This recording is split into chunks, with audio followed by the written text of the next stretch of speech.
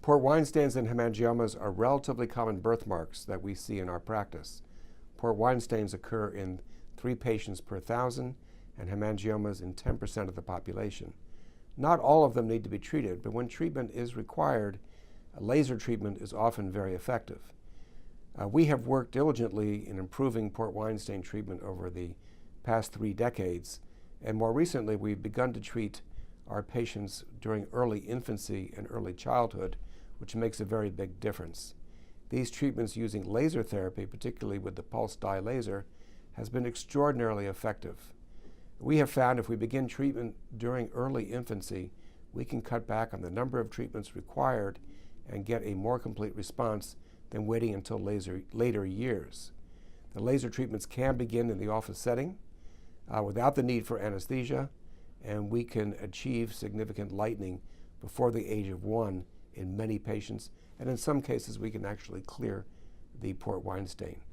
Other port wine stains are more difficult to treat, may require the use of anesthesia in the hospital, but the large variety or the large majority of the patients that we see in our practice are treated in the office setting with a fair degree of comfort and a very rapid treatment.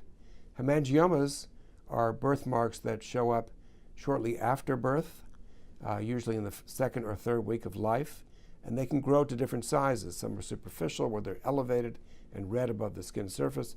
Other ones are deeper below the surface. We use lasers for the more superficial ones.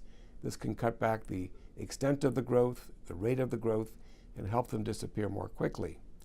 Deeper hemangiomas are ones that are in important areas near the eyes or around other critical anatomical areas, may benefit from oral therapy such as propranolol, and in some cases we use topical therapy such as timolol in combination with the laser therapy. But by and large, the treatments for these birthmarks are quite impressive. They've improved dramatically over the past several years and are worth considering in terms of early intervention.